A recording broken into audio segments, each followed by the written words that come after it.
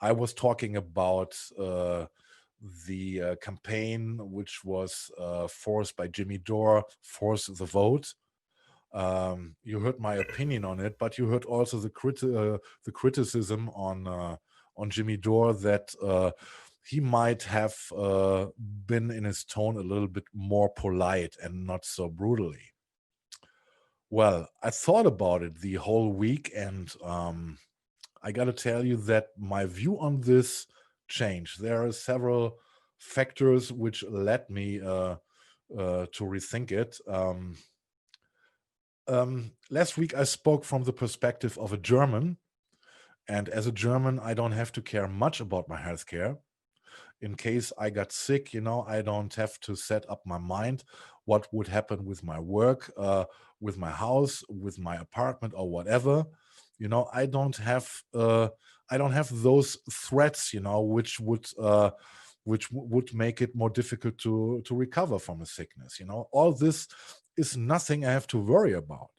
And we have our healthcare. We started our healthcare system in the late 19th century, and we are close to 2021, and you guys don't have nearly nothing of this, and more and more people are be thrown over the cliff, in this crisis times, in the pandemic times, it is absolutely crazy. And I can, I was trying to think myself into an American, into a working American, being confronted with this, and I can tell you, I can understand everyone who steps up, opens his window and shouts out loud that he's fed up with this shit, that he or she demands Medicare for all, because it is absolutely, yes, it is unexplainable to anyone in the world that you guys don't have it, And what did we see in the past? We saw it in the polite way, to do it in the polite way, like Bernie, in a he always came up and referred to this topic, but that's it. And we have to fight for this, and those people who are not in a position of power, because there are now minimum 15 so-called progressives, and if those people don't take care that this is being brought on the table, for a vote, then I'm asking myself, what is the reason that those people are in office at all? And in this case, I'm referring to AOC, because she is, if you want, so the poster woman of this movement. I know that she has to take a lot of pressure, but to put it maybe in an American thinking, her constituents voted her to be their soldier, their soldier in the war in the House of Representatives, to go to fight for them, And if you don't see this fight, even not in the middle of a pandemic, if you see progressives are hesitant, that they say we got to wait for a chance or whatever, no, you waited already too long. And if you are not willing to stand up and fight, then we got to push you. And if we cannot push you in every certain way, in every way possible, then we have to take care that you get voted out again and be replaced. And so long until we got a soldier who is willing to fight, who is willing to take up the political weapons, to fight for the people, and if you don't do this in the middle of a pandemic, then I can only call it cowardice, and if you complain about being called names, that's absolutely not what's it about, We tried it friendly. Nothing happened. You know, we are in the middle of a pandemic. People are dying. You know, it's not numbers, it's people. You know, and this, if not now, when? And if you don't do anything, yes, I can understand that people are desperate and they're calling you names.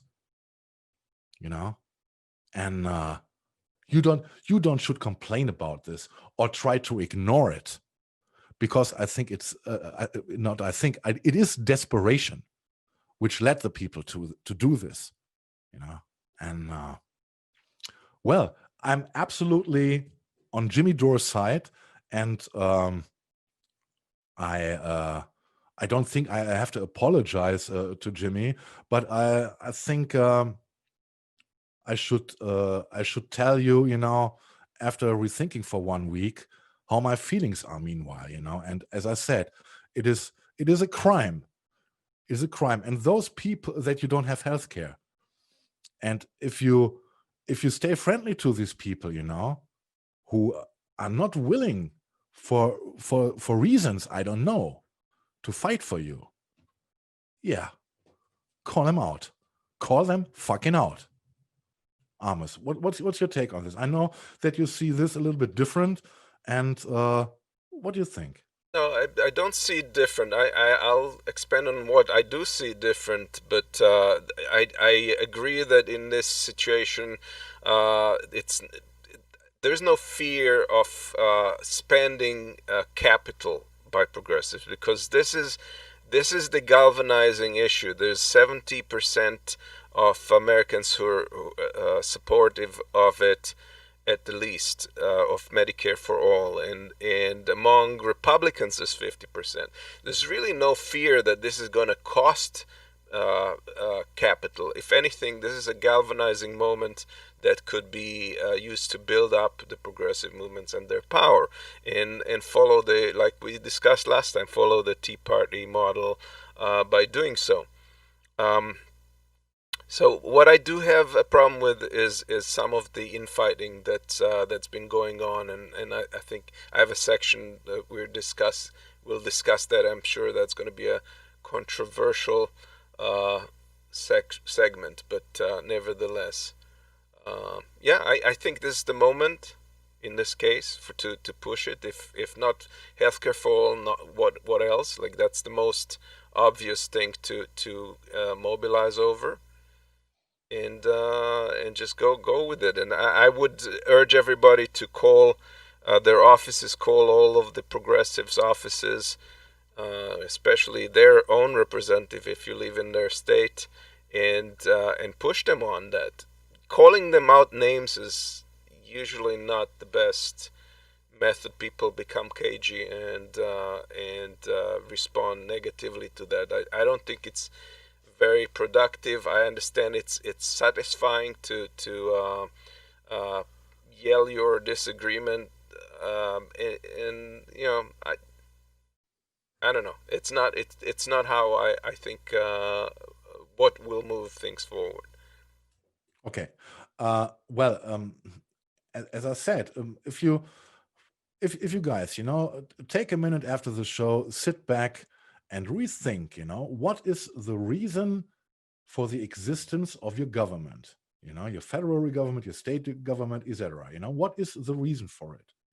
The reason of the existence of your governments is to take care of the people, right? And now I want you to sit back again and rethink, when did your government help you the last time? And I'm not talking about the ridiculous $1,200, you know. And you know, since I follow American politics, you know, it is astounding, you know, that there's nearly nothing, you know, nothing really strong which your government gave you. You know, I only see there is one art of customers they have, you know, and you all know what I'm talking about, you know, the big corporations and stuff, you know. Those other people get served, you know, and this is why I think we got to push so much pressure on everyone, you know, until we get our targets delivered, you know, because I think if they don't follow their job description, what they were voted for, well, then they should fear us. You know, they should be afraid. And in a negative example, the Tea Party showed. You said it last week, Amos, right? The Yep. Tea Party showed how things can work if you put pressure on them. And it doesn't matter if you call anyone names or not. It's the pressure which counts, because it's about the thing itself. And anyone who cannot stand up and say clearly, I will fight for Medicare for all, and give his signature below this bill, well, then you know exactly that this guy needs competition, the next opportunity, right? He or she got to get voted out and be replaced. Well, this is what I have to say, to my segment last week. As I say, Jimmy Dore is right. The tone doesn't matter. It's about the thing, the importance of Medicare for all itself. And anything else, any criticism is only a stylistic device. We got to show them it's over. We don't want to read tweets anymore, smart tweets. We want to see action. Okay. Amos, anything? Okay. Yeah, please show the 2 videos I selected for today, where you can see again what Jimmy has to say. I'm telling you, people, the rest of the free world is stunned at how our government has done almost nothing for the citizens during this pandemic. I have friends in several different countries, and they're all saying the same thing. They cannot believe what they are seeing. They cannot believe what's happening in this country. Other countries are paying people $2,000, $3,000, $4,000, $5,000, $7,000 a month. Woman wrote in yesterday, she's in Australia. She's gotten $24,000 from her government already during COVID. Already. This isn't happening in other countries, which is why I'm screaming into a webcam as loud as I can to kind of wake people up. And a lot of people want to make that into a bad thing. I'm not going to ever accept that. I'll scream as loud as I want for as long as I want. Lewis Black used to scream his head. Yeah. Scream. We have our healthcare since the late 19th century. Scream. Yeah, show the next one, please.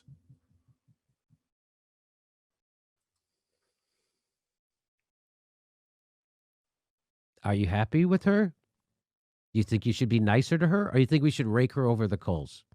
You think you should be nicer? Do you think it would help if progressive news hosts were nicer to the progressives who are currently screwing you? Or do you think we should make them scared to fucking death? Why did AOC, Ilhan Omar, and Ayanna Pressley vote for the stimulus bill? What the fuck? Only Tulsi and Rashida voted against it. You tell me. I have the same questions. Yes. And the question I got to raise here, if you have such a power, don't they talk to each other? Don't they have an agenda, if it comes to such votes, What I see so much confusion there, I don't see anything constructive. The one is voting this way, others are voting that way. But where is the strategy? Where is the push? Is everyone waiting for Nancy Pelosi to tell the direction where to go? Yeah. I hope they understand, the pressure which is coming now for 2 weeks, mainly coming from the side of Jimmy Dore, who initiated this. I hope they wake up over the Christmas days, over the year's change, and they would start the next year, with I don't want to say with some balls, because this image would not be okay. But I want to see them fighting full force next year. They should know what's at stake. Yeah. All right. That's my my take so far. I see that Melissa H. Also commented it, and I absolutely respect every opinion which who sees it differently, because, well, you are Americans, you know exactly what's best for you, you know. And Melissa H. says pushing people is great, calling the names, attacking them personally is not. Jimmy does a lot of name calling. He does, you know, but I see, you know, 2021, and you still got nearly nothing. This should make everyone scream, you know, and push and push. And everyone who's telling you that it's not the right time, fuck them. Really. They are not working for you. Yeah. All right. Well, This was Marcus, please. yeah, I'm every bit as outraged at our situation as you are, except I will get a little more into it in my segment, but I don't see it as just a matter of style or raising your voice at someone or something like that. I see it more as a more substantial issue.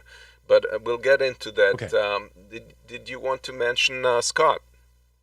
Exactly. This is also one aspect. When I remember back, you know, the way, you know, America, the American institutions, the American healthcare system said goodbye to Scott Galindez at the time where he needed the help, you know, and they more or less told him that he's not worthy, that he has not enough money to get help. So I remember then when John, the day he contacted me, he said, I got a package from Scott, you know. He sent me all his equipment we gave him, you know, to do the reports for us, you know, when he was out at the campaigns and everywhere where he was for us, you know, and to report, you know. He put his health he put his own life in danger for the movement, for the progressives, you know. He was an activist, and he got told, no, you are not worthy, you know, you are not rich enough. And so he sent back the packages with equipment and an accompanying letter in which he said, okay, I'm leaving now, I'm going into a hospice, and I'm preparing to die. Really? This makes me sick. And everyone, and this is only one example, and we don't know about the 100,000 of other examples, 10,000s. All those little examples, these are all human beings. And your government, your representatives are letting you down for decades. Okay, that's all from my side. Yeah, it's serious. I mean, it's a matter of life and death.